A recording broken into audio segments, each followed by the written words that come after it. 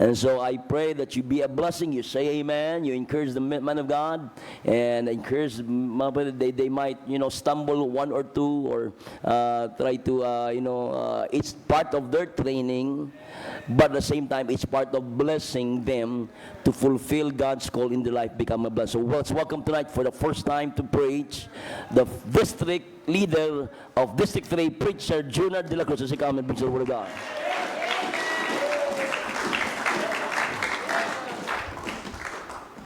Yun po, again po, maraming salamat po muli, Pastor Agel, sa privilege po na makapaglingkod. Ano po? At sabi nga kanina sa mga narinig natin, ano po, ang Panginoon lang po talaga ang faithful. But nawa po, sabi nga, the goodness of God should lead us to repentance. Mga kapatid. So mahiya naman tayo. Ano? So, yun po, let's open our Bible please. Inanyayahan ko po ang bawat isa na tumayo po tayo para po sa atin pong pag-aaral ng salita ng Diyos ngayong gabi. Ano po? 3 John. Ano po? 3 John po ang ating pong bubuksan ngayong hapon. Say amen po kung nandyan na po ang bawat isa. Kukunti pa lang po. So sige po, ang 3 John po ay pagkatapos ng 2 John. Ano po? So kung nandyan lang po yan. Ano? So, nandyan na po. So, babasahin po natin. Babasahin ko na lang po. Sundan nyo lang po ng inyong pong mga tingin. So, babasahin ko po yung buong chapter. Ang 3 John po ay wala pong second chapter. Ito po ay nag-isang chapter lamang po. So, verse 1, the Bible says, "The elders unto the well-beloved Gaius, whom I love in the truth. Beloved, I wish above all things that thou mayest prosper and be in health, even as thy soul prospereth. For I rejoiced greatly when the brethren came and testified of the truth that is in thee, even as thou walkest in the truth. I have no greater joy than to hear that my children walk in truth. Beloved, thou doest faithfully whatsoever thou doest to the brethren and to strangers, which have borne witness of thy charity before the church, whom if thou bring forward on their journey after a godly sort, thou shalt do well, because that for his name's sake they went forth, taking nothing of the Gentiles. We therefore ought to receive such, that we might be fellow helpers to the truth. I wrote unto the church, but Diotrephes, who loveth to have the preeminence among them, receive it as not. Wherefore, if I come, I will remember his deeds, which he doeth, prating against us with malicious words, and not contempt therewith. Neither doth he himself receive the brethren, and forbiddeth them that would, and casteth them out of the church. Beloved, follow not that which is evil, but that which is good. He that doeth good is of God, but he that doeth evil hath not seen God. Demetrius hath good report of all men, and of the truth itself, yea, and we also bear record, and ye know that our record is true. I had many things to write, but I will not with ink and pen write unto thee.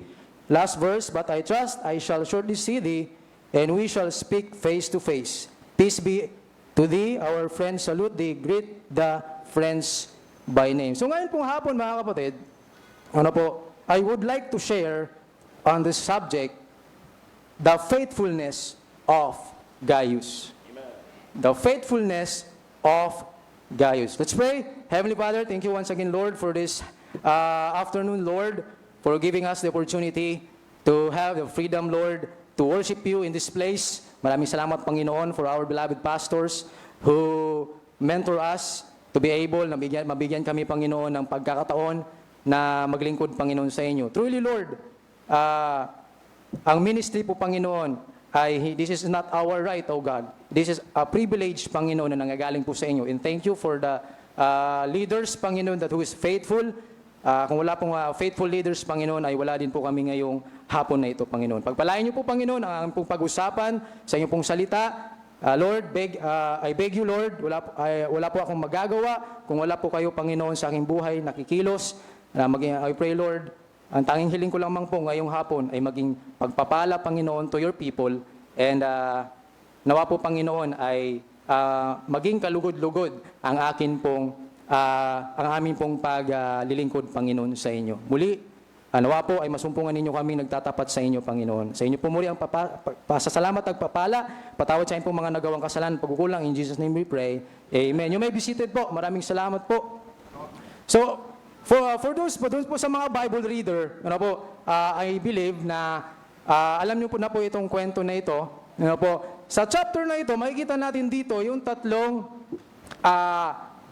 tao sa simbahan na ito. So, bagaman, sa loob ng simbahan, may dalawang klase. Yung tinatawag nilang, may dalawang sakit po sa loob ng simbahan. Una-una, yung tinatawag nilang offendicitis. Yung laging na-offend. Yung isa naman, yung murmuritis. Laging nagmumurmur. Nawa po ay panalangin natin sa Panginoon na yung kasakit na yan, alam ko naman wala po yan dito. Pasulpot-sulpot lang. Nawa po ay wala naman po. Okay po. So, but makita natin dito mga kapatid that merong tatlong tao na binanggit si Apostle John. Yung isa, una-una dyan ay si Brother Gaius. Pangalawa ay si Brother Demetrius. At ang pangatlo ay si Demetrius. But I would like to focus sa isang tao po, na faithful sa Panginoon.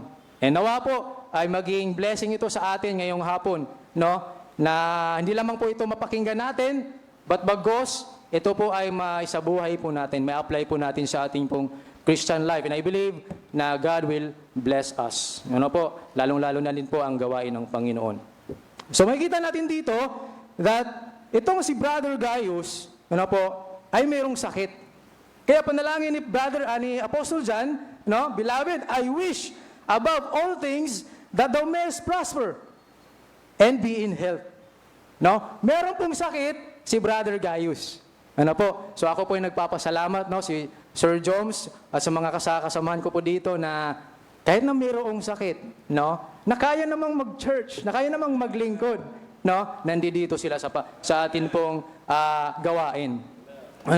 So yun po isa sa mga karakter ni Brother Gaius. And may tatlo po akong babahagi po ngayong hapon, tatlong bagay that why is Brother Gaius is a faithful follower of Christ.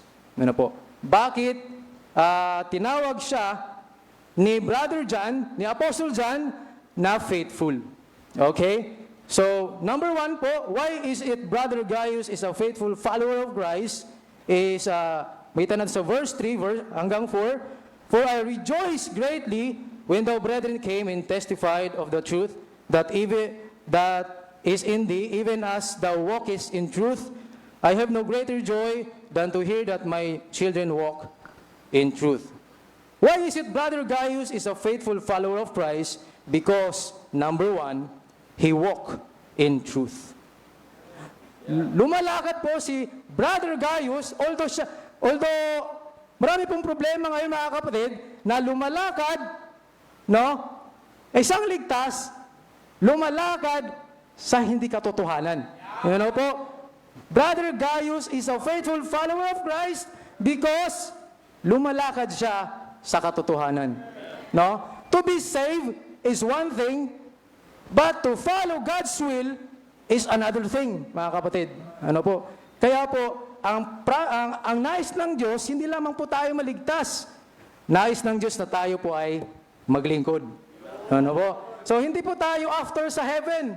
Yung heaven na yan, sinasabi po natin, Pastor, at sinasabi ng salita ng Diyos, resulta lang po yun, mga kapatid. As long as buhay pa tayo dito, mga kapatid, marami pa pong mga kaluluwa dyan sa labas na nangangailangan po ng salita ng Diyos. That's why, kailangan po natin na lumakad sa katotohanan po. Okay? What is truth, by the way? Po? Sabi po ng John 14:6, Jesus said unto him, I am the way, the truth, and the life. No man cometh unto the Father, but by me. What is truth? The Lord Jesus Christ is truth. Po? Kaya lumalakad, pinapatayan na ako ng Wag muna tayong sumigaw. Ano po? So kaya po lumalakad si Brother Gaius sa katotohanan because he followed the truth. Who is the truth? The Lord Jesus Christ. Ano po? So tandaan po natin yan mga kapatid, doon po sa mga bago, ano po, marami tayong naririnig na sila ang katotohanan. Ito ang katotohanan, but sabi ng Bible, isa lamang po ang katotohanan. Sabi ni Jesus Christ, I am the way, the truth, and the life. Ano po? So, sa Ephesians 4:21, if so be that ye have heard him and have been taught by him as the truth is in Jesus. Ano po? Ang katotohanan po ay na kay Kristo, mga kapatid. John 1:14, and the Word was made flesh and dwelt among us, and we beheld his glory, the glory as of the only begotten of the Father, full of grace and truth, mga kapatid. Jesus Christ is the only truth, mga kapatid. So kaya po hindi po natin pwedeng paghiwalayin po, yung salita ng Diyos at si Kristo. Ano po? Dahil Jesus Christ is the living epistle. Ano po? So, maraming mga tao kahit even Christians right now, kahit even Baptists, yung katotohanan ay binabaliwala na nila. Gumagawa sila ng sariling katotohanan, mga kapatid. Kaya po, in-encourage ko po ang bawat isa, na we must be deep. Kung gaano tayo katagal po sa church, kailangan po maging deep po tayo sa salita ng Diyos. Po. Kasi nga, even pastors right now, ay yung katotohanan, simple nga lang katotohanan ba't pinapaganon-ganon pa nila Isa lang naman yung katotohanan It is very clear that the Lord Jesus Christ is the only truth. Po? So, nawa po ay malinaw po sa bawat isa sa atin. 1 John 5:20, and we know that the Son of God is come and hath given us an understanding that we may know him that is true, and we are in him that is true, even in his Son Jesus Christ. This is the true God and eternal life. So napakalinaw po na sabi ng salita ng Diyos. Kaya si Brother Gaius po, ay faithful sa Panginoon because he walk in truth. So sabi ko nga po sa inyo, yung kaligtasan po is one thing. Pero yung paglakad mo sa katotohanan, iiba po yun. Po. So, sabi nga sa Proverbs, sabi doon, merong iniisip yung tao, iniisip ng tao na tama sa kanyang isipan, pero ang kadulo nito ay kapahamakan. Po. Kaya po, ay kailangan po natin ng katotohanan, mga kapatid. Ano ang reason kung bakit tayo nandito? Para lang ba manood ng videos? Gumagawa ng, para maging sikat tayo? Feeling mo lang yan? Po? So, bakit po ba tayo nandito, mga kapatid? Because we walk in truth. Po? So, we must walk in truth, mga kapatid. Po? So, ang problema nga lang po, mga kapatid, yung sino pa yung ligtas na anak na ng Diyos, siya pa yung nagbibigay ng confusion doon sa mga bago. Po? So, sabi nga, ang author ng confusion is Satan. Po? Kaya po, ini-encourage ko po ang bawat isa. Meron po tayong Bible school. Po? Pinopromote ko po yan kasi sa Bible school din ako. Po? Pero, malaking blessing po yan. Hindi naman po tayo nagba-Bible school para lang maging pastor. Ako po, hindi ko po pinangarap maging pastor Po? Hindi ko po ginagaya si pastor, but ayaw po maging pastor talaga hindi po talaga pastor. Ang katotohanan po ay hindi po talaga ako. Kasi ang hirap po But habang po ako ay, some of you ay kilala po ako. Ako po ay nagtatrabaho sa, babanggitin ko ba dito? Po? Sa isang malaking kumpanya ng car industry. Po, number 1 pa rin sila hanggang ngayon.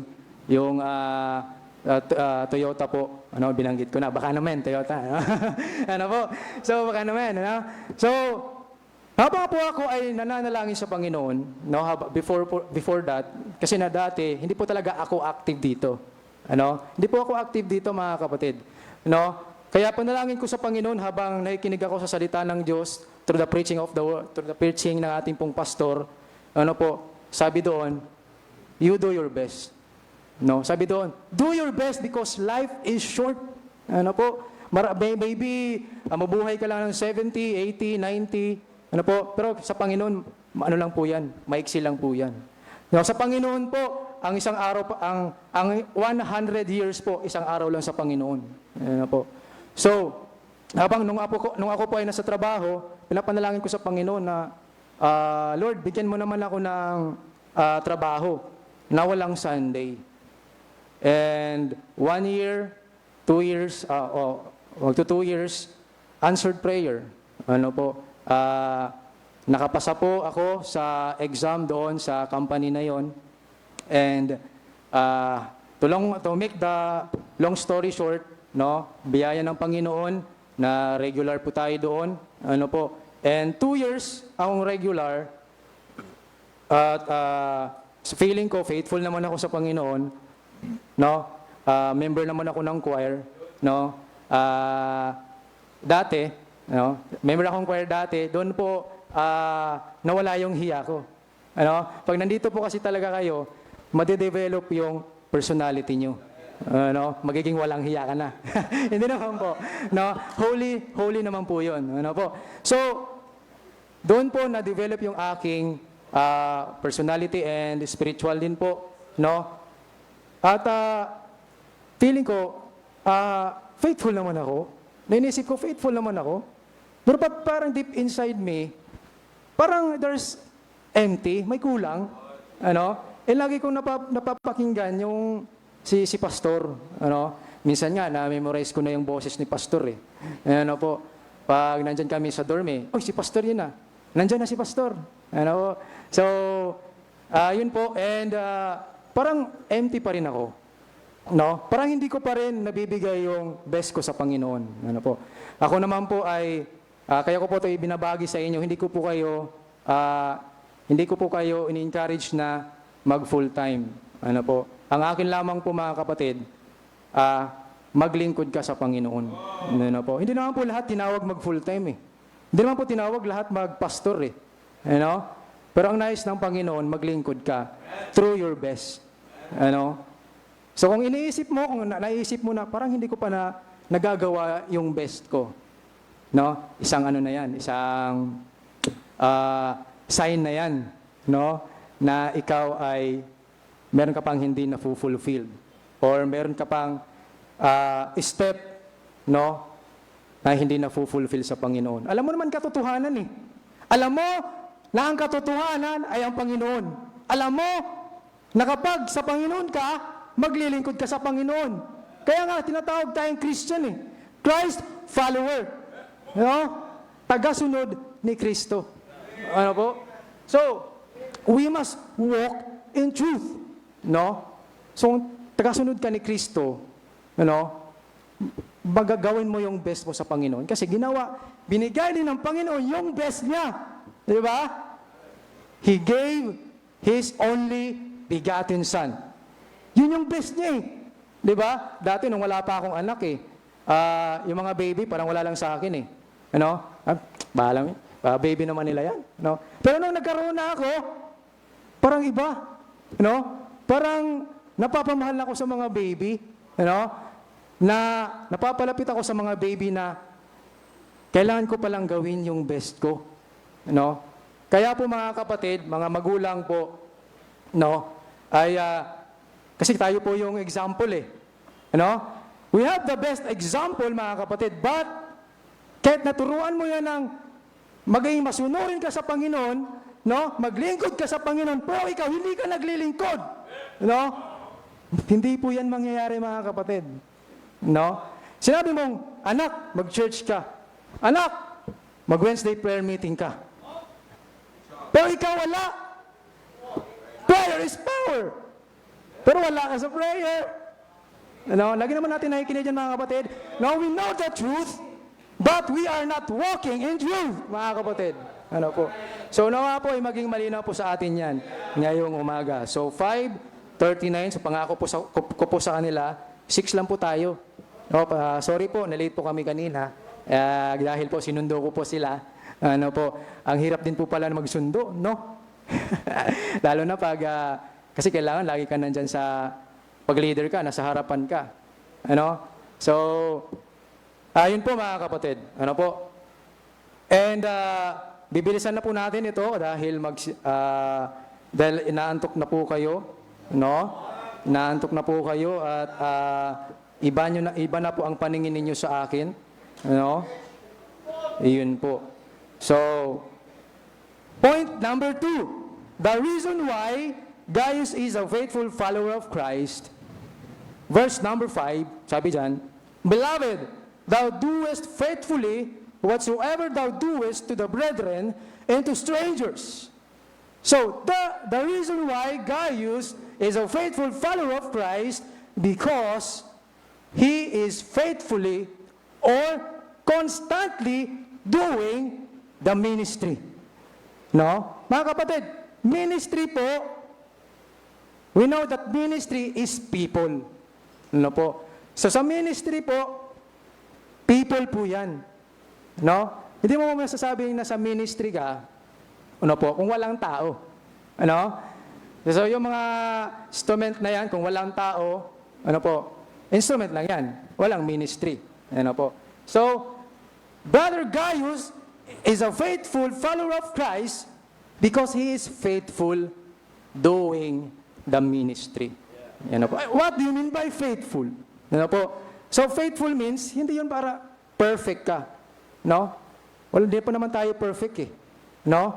Magiging perfect lang po tayo kapag nasa langit na po tayo. Kung gusto nyo maging perfect, sige po, punta na po kayo sa langit. Ano po? Pero, sinasabi ng salita ng Diyos na we must be faithful. Ano? Sa paggawa sa ministry. No? Kahit wala pong nakatingin, no? Nandyan pa rin yung Bible reading nyo. No? Kahit na wala si pastor, kahit na wala yung leader nyo, ginagawa nyo pa rin yung ministry ninyo. Okay?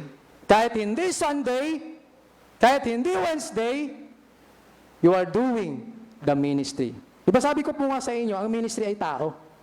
No? So, tao na binabahagi na ng salita ng Diyos. No? Ewan ko nga po ba dito po, no? Naobserbahan ko lang po. No? Marami mga tao na professional, ang galing magsalita, no? Ginagaya ko nga yun eh. The way na magbasa sila, ginagaya ko nga yun eh. No? Pero hanggang dun lang. No? Professional sa labas. How about the ministry? Ano po? Kaya nga po mga kapatid, no? It's always a privilege for us na nasa ministry. No, di ba? Ako wala naman akong boses. Di ba? Naririnig nyo. Pero nakakanta. Di ba? Salamat sa piano. Ano, sabi ko nga sa junior church eh. Nag-preach ako kanina eh. Ano? Sabi ko nga, wala tayong pianist. Ano? Sabi ko, ang message ko kanina, Josiah's reign. No? Si Josiah, 8 years old, pero naging hari. Biruin nyo. Ano? Kaya wag po nating maliitin yung good news classes, mga kapatid. No? Josiah began to reign, 8 years old siya. Tayo, ilang taon na tayo? Ano, ako po ay secret. Ano po? 29 years old na po ako. Ano po? So magte-30 na this coming October. Ano po? So mauna lang ako sa kay pastor mag-birthday. Ano po? So secret na po yung day. Ano po? So mga kapatid, we must faithfully or constantly doing the ministry. Ano po? Si Brother Gaius po mga kapatid, may sakit. Tayo ang lakas pa natin. Ang laki ng katawan natin. No? Healthy yung mga kinakain natin. Di ba? Pero, katulad ni Brother Gaius, may sakit to. But he is faithful doing the ministry. Ano po? So, hindi po sinasabi na nandito ka, faithful ka na. Sinasabi niyan, ang tanong, are you doing the ministry? Magkaiba po yun, mga kapatid. Magkaiba yung present ka na may ginagawa ka. Okay? Magkaiba po yun, mga kapatid. Present po ako. Attendance. Doing ba yun? Mga kapatid, so we must like Brother Gaius po. Kahit na may sakit, ako'y blessing kay Sir Joms eh. Kahit may sakit siya, at maraming salamat po sa panalangin. Medyo okay na si Sir Joms, parang wala lang nangyari. Pero kahit na siya ay may sakit, nag-inform sa akin. May video pa. Binidyohan ni Ma'am Shine. Sir, pag-pray niyo po. Itong likod ni Sir Joms, namamaga po. So, pinanalangin namin. And biyaya ng Panginoon, gumaling na siya. O pagaling na. I believe gagaling na rin siya, mga batid. We must do faithfully, yung atin pong kanya-kanyang ministry. Hindi, sabi ko nga po kanina, we are like a body. So, hindi naman po lahat mata eh. Kung puro tayo mata, anong itsura natin? Parang pinya tayo yan. Hindi naman po lahat ay bibig. So tayo po ay may kanya-kanyang ministry po. Kaya po I encourage you na mag-Bible school para malaman nyo kung ano yung spiritual gift nyo. Kami ngayon, second year na po ako, biyaya ng Panginoon. Sabi nga nung isang namin, binagsak ko na to It's a miracle. Diba? Nakapasa. And by now, second year na kami. At pinag-aaralan po namin ngayon, yung spiritual gift. Nung ikaw ay naligtas, may binigay ang Panginoon sa yung spiritual gift. Yan yung kailangan mong malaman kung ano yun. Kung maganda yung boses mo, ipagamit mo dito. Huwag doon sa karaoke. Huwag doon sa labas, mga kapatid. Kung maganda kayo, sa tingin nyo, may receptionist tayo dyan, mga kapatid. Kaya kanya-kanya po yan, mga kapatid. Sabi ko po sa inyo eh. We must do the ministry faithfully. So, hindi na po ako magpapakatagal. Lastly po, isuot nyo na po yung mga medyas nyo. Or yung ano man yan dyan. Lastly, the reason why Brother Gaius is a faithful follower of Christ, verse number 6 to 8. Sabi po dyan, which have borne witness of thy charity before the church, whom if thou bring forward on their journey, after a godly sort thou shalt do well, because that for his name's sake they went forth, taking nothing of the Gentiles. We therefore ought to receive such, that we might be fellow helpers to the truth. So sabi po dyan, mga kapatid, the reason why Brother Gaius is a faithful follower of Christ, because he is a builder, not a destroyer. Kaya nga po ang ganda po dito sa binigyan sa church natin eh. Yung mga leaders po, builders po yan. Hindi po destroyer. So sabi po dito, mga kapatid, hindi po destroyer itong si Brother Gaius. Sabi kasi dito, faithful siya na ginagawa niya yung ministry, kanino? Sa brethren. And to strangers. Hindi po pwedeng mabait lang tayo sa labas, ginagawa natin yung kalooban ng Panginoon sa ating kapatid, or sa labas, pero dito po sa loob ng church, magkakaaway tayo. Merong bitterness na nangyayari. Brother Gaius po, mga kapatid, he is faithful. Ano yun? Doing the ministry. So ginagawa niya yung dapat kailangang gawin sa kapatid. Na hindi po, kapag pinagpala yung kapatid, naiinggit ka. Or Saan niya kaya kinuha yan? No? Magnanakaw siguro yan. Ano po? So hindi po mga kapatid. Kailangan po natin gawin yung nararapat. Sabi nga, di ba? Love one another. No? Kung mababasa niyo po lahat ng book ni Apostol John, no, lagi po yung pag-ibig ang pinag-uusapan. Ano? Love one another. No? Kaya beloved, ano siya John the Beloved siya. Ano? Kasi yun yung, ano niya yun yung parang forte niya. Ano? Yung pag-ibig. Dahil sa Panginoong Hesukristo. Ano po?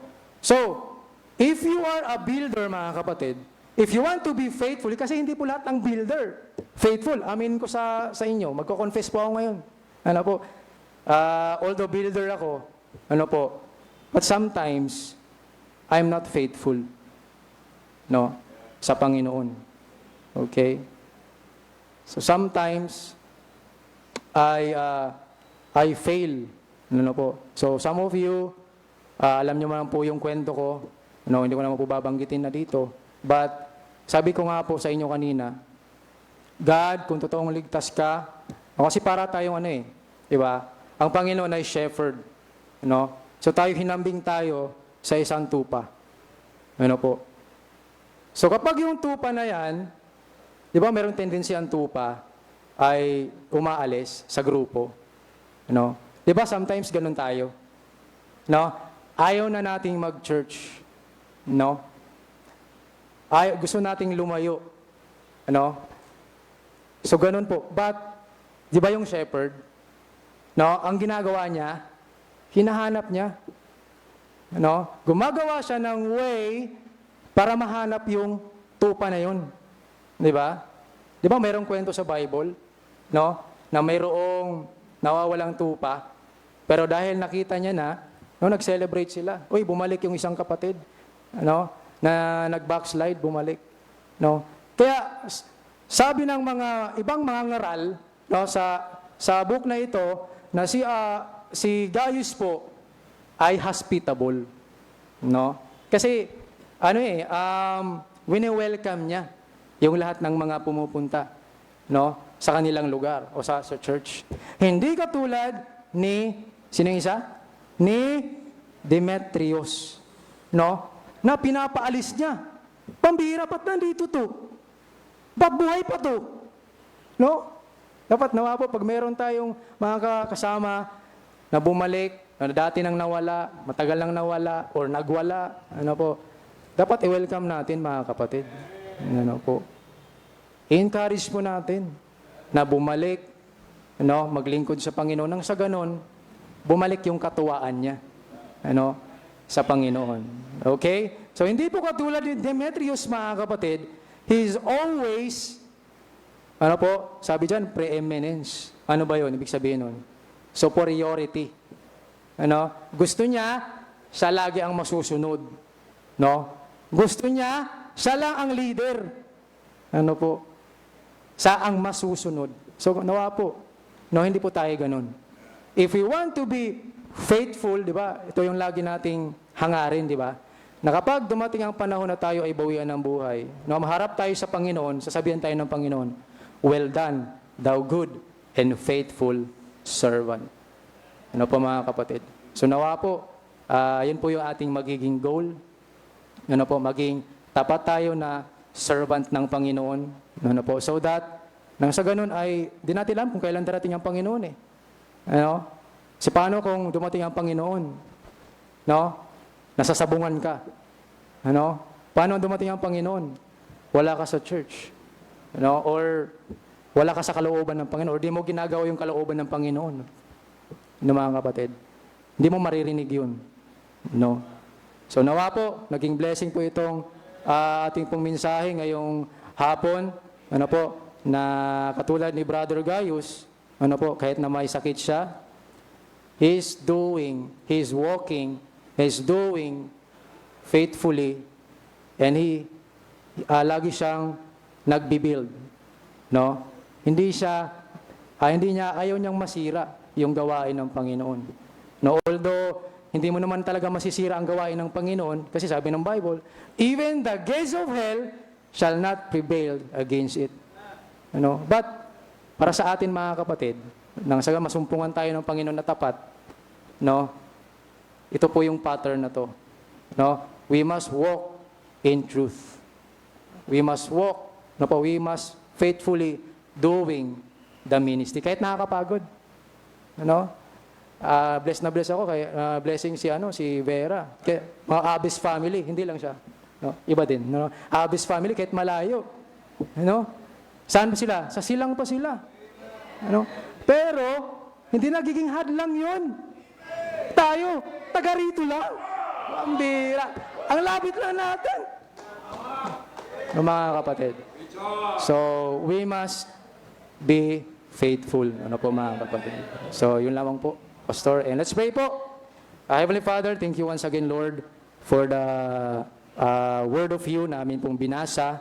Amin pong napagbulay-bulayan ngayong hapon. Nawa po, Panginoon, hindi lamang po ito, Panginoon, na amin pong binasa, napakinggan, but we pray, Lord, na katulad ni Brother Gaius, even though sickness comes to us, struggles, trials, problems, Panginoon, comes to us, ay nandun pa rin kami, Panginoon, lumalakad pa rin kami, Panginoon, sa katotohanan at ginagawa namin yung dapat naming gawin sa ministry, Panginoon, at we build relationship, Panginoon, sa amin pong mga kapatiran, Panginoon. Muli, Lord, patawad po sa amin pong mga nagawang kasalanan pagkukulang, sa inyo pong papurit pa sa salamat. In Jesus' name we pray. Amen. Sir. Well, amen. You may be seated. Listen again tonight. I don't know if you have grasped the message ngayong gabi, the faithfulness of Gaius. Alam niyo mo, lagi, when you hear message, you always try, Panginoon, how do I apply this message to my life? Isa po we must be very careful when we listen to the Word of God. It is not information alone. It must be a transformation in our lives. Maraming kasana, we are well informed, but we have never been transformed. Let me repeat that tonight. Maraming kasano, and the danger of just coming to church and listening and writing notes, that you might be well informed, but no transformation happens to your life. And if you think about that, you listen to messages, and Panginoon, what do you want to tell me? The faithfulness of Gaius. Now, the preaching was the faithfulness of Gaius. So the question is, what's your faithfulness? What is the picture of faithfulness in your Christian life? And we thank God that He walks in the truth, mga kapatid. We thank God that He builds. We thank God, mga kapatid, that He ministers. That's His faithfulness. But that's Gaius. How about you? How about me? Mga kapatid, faithfulness is an inward decision that has an outward action. Okay? You don't want to forget that. Faithfulness, it is first an inward decision that leads to an outward action. Lahat ng action mo, lahat ng gagawin mo sa iyong Christian life, decision mo sa paglilingkod sa Panginoon, hindi ka maglilingkod, magtatapat ka, hindi ka magtatapat, magbibigay ka, hindi ka magbibigay, magso-soul winning ka, hindi ka magso-soul winning, magme-ministry ka, hindi ka mag-ministry, yan po'y nakabase sa iyong desisyong inward.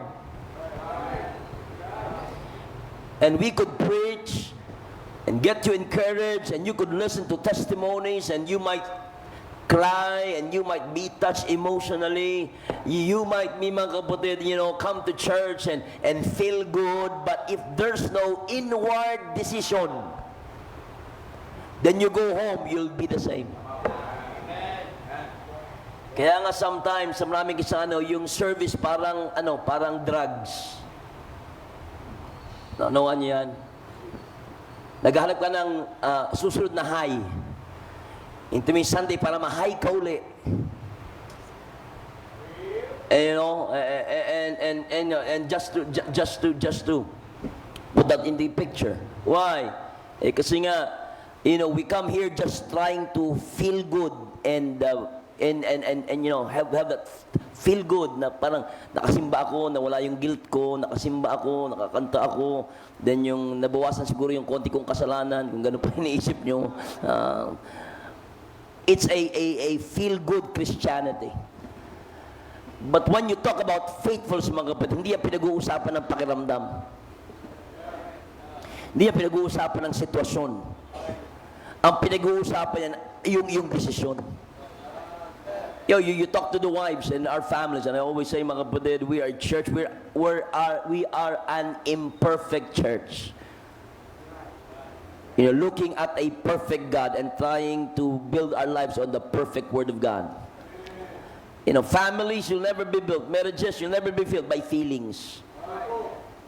My young people, Sunday night, I like to talk about sing before we pray and go home. And no, it's been a blessing. But just a pastor, mga kapatid, try to emphasize what has been already preached. Maraming kasana, we don't want to be spiritually immature, that we try to live by feelings. Maraming mga yung kabataan, kaya nagkakamali desisyon kasi pakiramdam. Inambasihan, pakiramdam. It feels good, I'm gonna do it. You have to understand, maturity is not based on how you feel. It's maturity on what you decide on. And many times, mga kapatid, I always tell people, when you make the right decisions, most of the time, it's a hard decision to make. But hard decisions make hard Christians. When you decide on a hard decision, then that makes you strong. You can't decide hard decisions in life, mga kapatid, you'll never make it through this life. Ang hirap ng magbuhay na ito.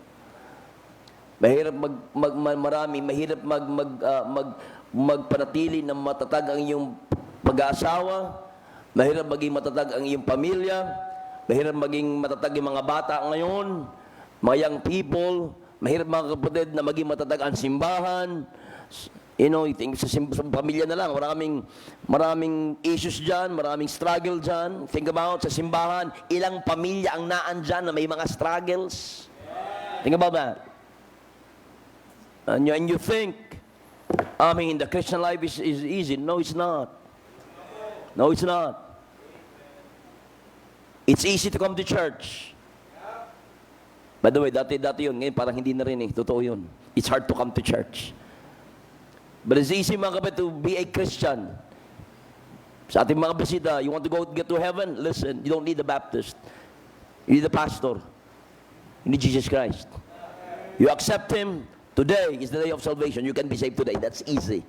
Because Jesus Christ did the hard part. You know what's hard? To remain and live the right Christian life. That's hard. Yun ang mahirap. Yung mamuhay bilang Kristiyano, madaling maging Kristiyano kay Kristo lamang. Pero yung manatiling Kristiyano, mahirap mga kapatid dyan. Kailangan mo dyan desisyong katapatan. Be faithful.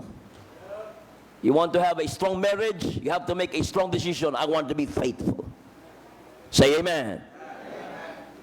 Young people, you want to be pure, you want to be the best person that God could make you let you be, you need to be faithful. Make the strong decision.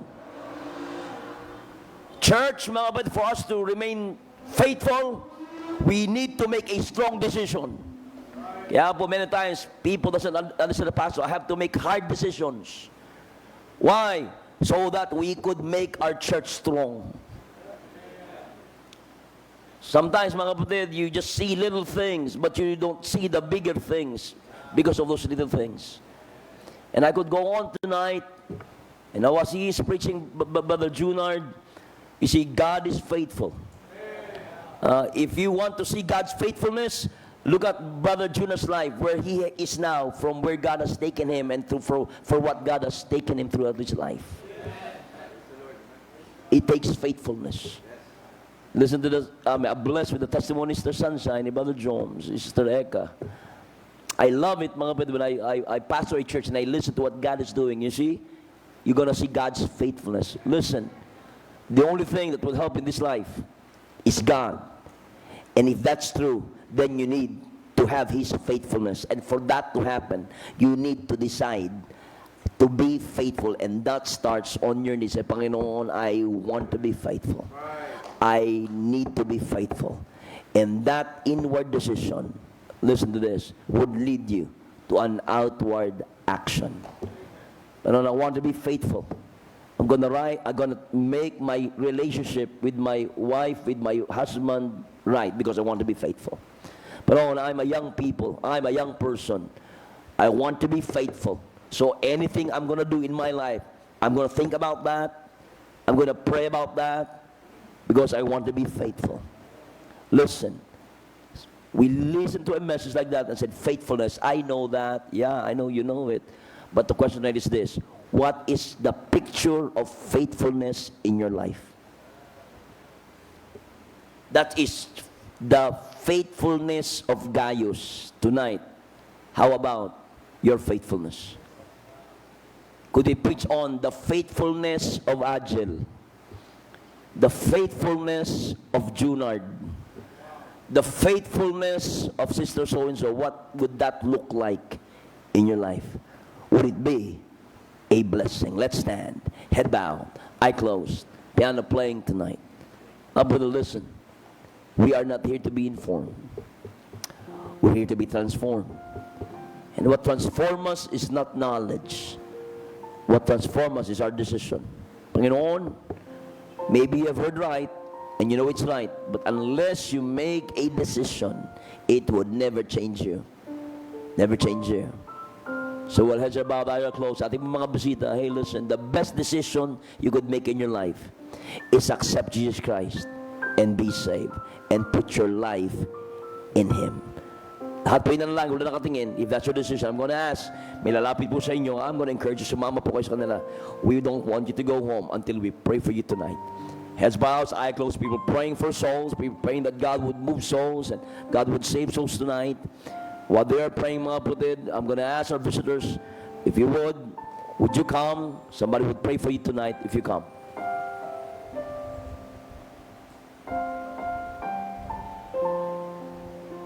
Amen. People praying tonight. Would you come? Would you come? Amen.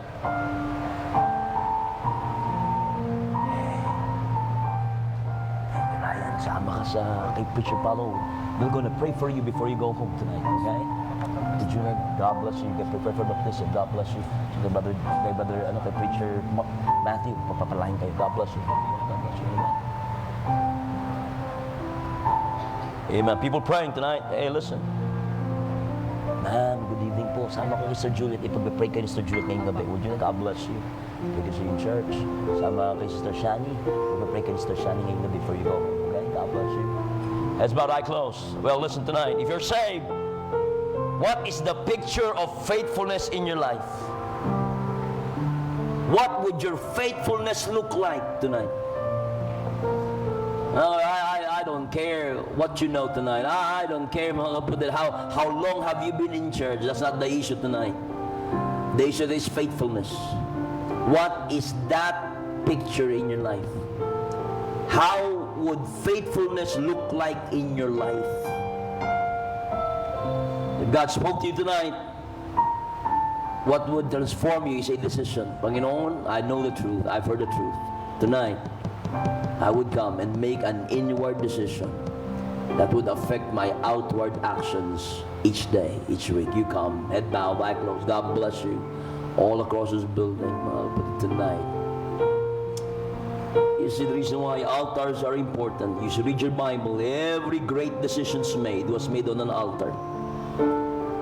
Every time God works in God's people's life, it is in their knees on an altar. Why? That's where you meet God. It's where you say, Panginoon, I recognize what you say is true, and Panginoon, I'm gonna come to you and commit to you to make the right decision. That's you tonight. Listen, don't play church. Don't play church. It will never change you. You don't play church. You don't play God. You say, Panginoon, here am I. You've spoken to me. That's me. I need that. I need your word. Panginoon, I like myself tonight to be a picture of a blessed life, a blessing, seeing the faithfulness of you, your grace in my life. And you come, Father, Panginoon, we thank you for this time. Panginoon, as we have listened to the 6:3, Lord, what a joy to be blessed by the songs. What a joy to be encouraged and, Lord, be touched with the story, Panginoon, of their life. And Lord, your grace weaving in all those intricacies of their situation. What a joy, Panginoon, to see that we could hear the word of God from a preacher, a district leader, Panginoon, whose grace has been, his life has been a testimony of grace. And Lord, as we listen to the word of God and Lord, look at the faithfulness of guys, I pray now, Panginoon, that we would be conscious to see and think and determine, Panginoon, what would our faithfulness look like? Panginoon, are we walking in truth? Lord, are we building and not destroying things? And Lord, are we doing ministry? Are we serving? And Lord, I pray that after this service tonight, and I ask you, change us. Help us, Panginoon, to be faithful, because you are faithful. And Lord, if you are faithful, we can be faithful. And so tonight, we ask you to bless all those commitments, all those needs. In Jesus' name we all pray. Well, amen. Let's stand, let's sing. Brother Tabs, would you come? Amen. Awitin po natin si Jesus.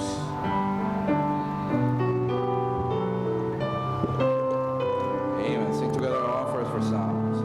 Batang katulad ko, mahina pa ang damdamin ko, natatakot at harapan, maya-maya'y lumuha, kailangan ko ng kaibigan, na dami kong maasahan, alam ko na kung sino siya, siya ay si Jesus. Sing together, church. Si Jesus, si Jesus, ang iisipin mo, sakali mang may takot, siya ang pananaligan ko, siya'y nagmamahal sa akin, nagbabantay sa akin. O si Jesus, ang iisipin ko. Amen. Sa buhay mo'y dumarating paghihirap at suliranin, nagdaramdam ng langamba, pangarap mo'y naglaro na, katulad ko ang kailangan mo, nadaramay sa kalungkutan mo. Alam mo ba kung sino siya? Siya ay si Jesus.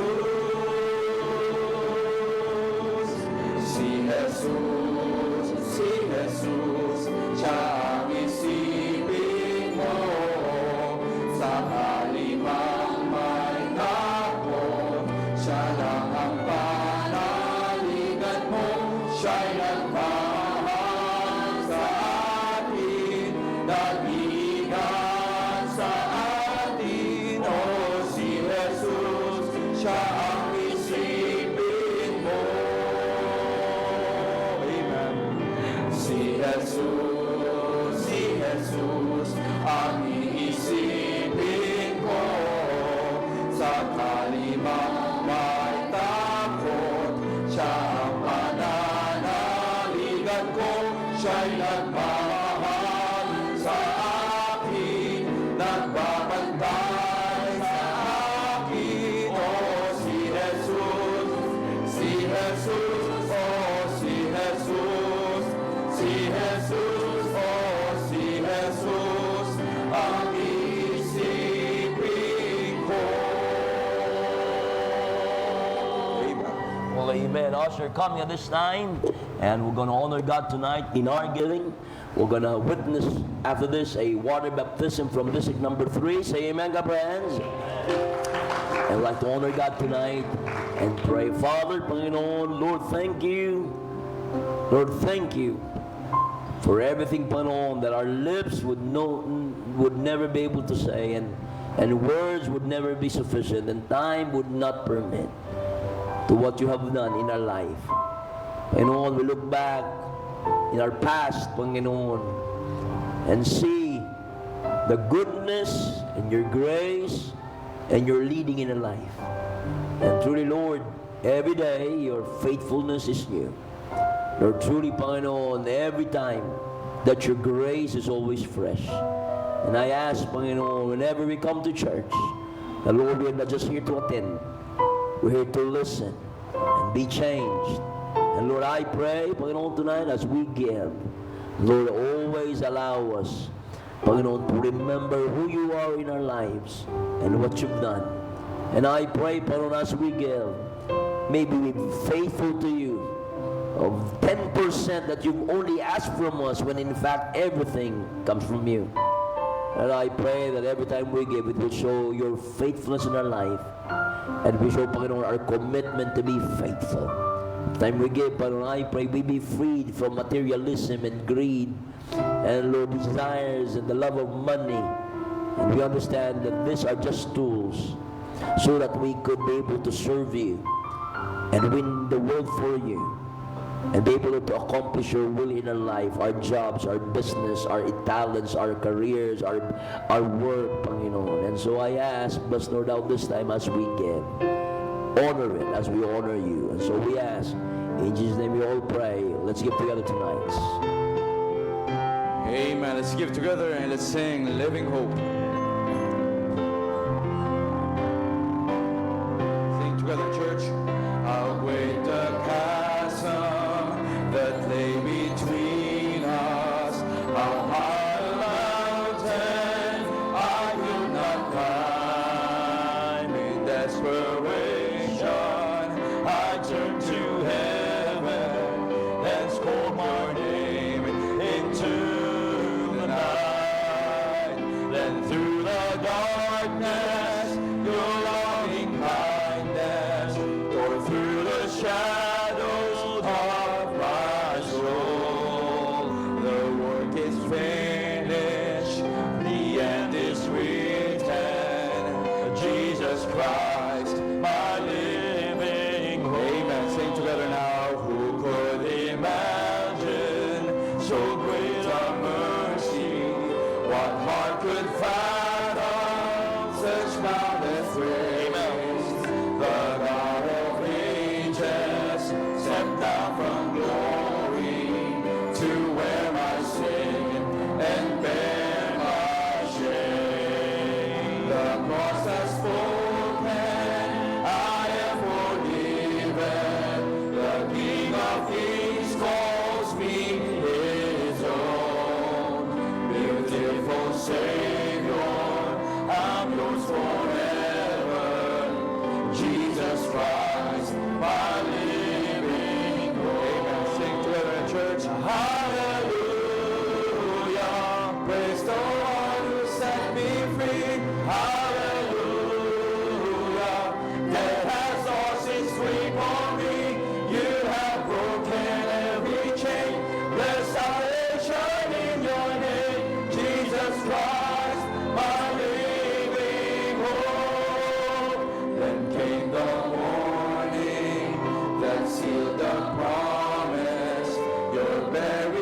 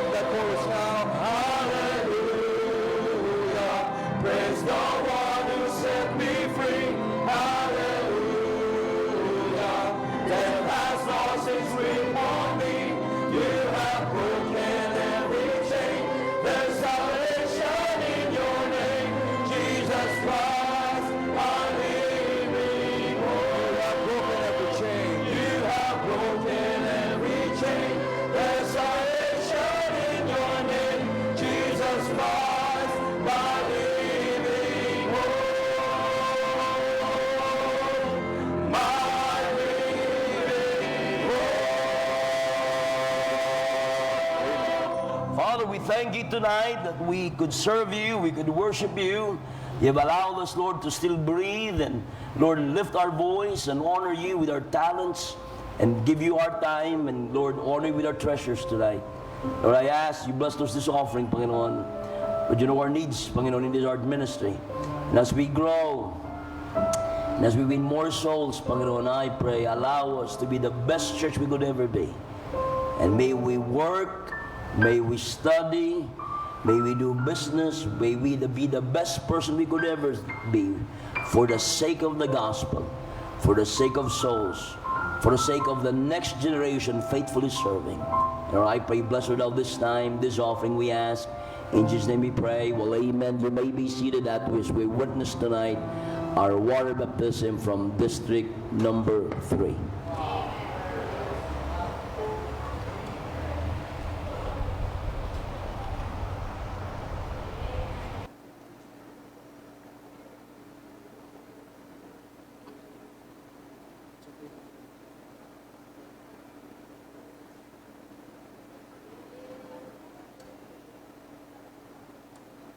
Sige po. So, privilege po na conduct po ng baptism, and supposed to be ang ating pong district leader ang magko-conduct po nito. And later on po, sa mga susunod na Rich Night, si Preacher Junard na po ang magbabaptize sa mga magiging member po from area District 3. Amen? Okay, so kapatid na Wilhelm, ayon sa iyong patotoo na pagtagap sa Panginoon bilang iyong personal na tagapagligtas, at sa kapangyarihang binigay sa akin ng Carpenter's House Baptist Church. Ikaw, kapatid, ay binabautismo ko sa pangalan ng Ama, ng Anak, at ng Espiritu Santo, inilubog kalakip ng kanyang kamatayan at muling umaang sa pagkabuhay muli ng Panginoong Jesucristo.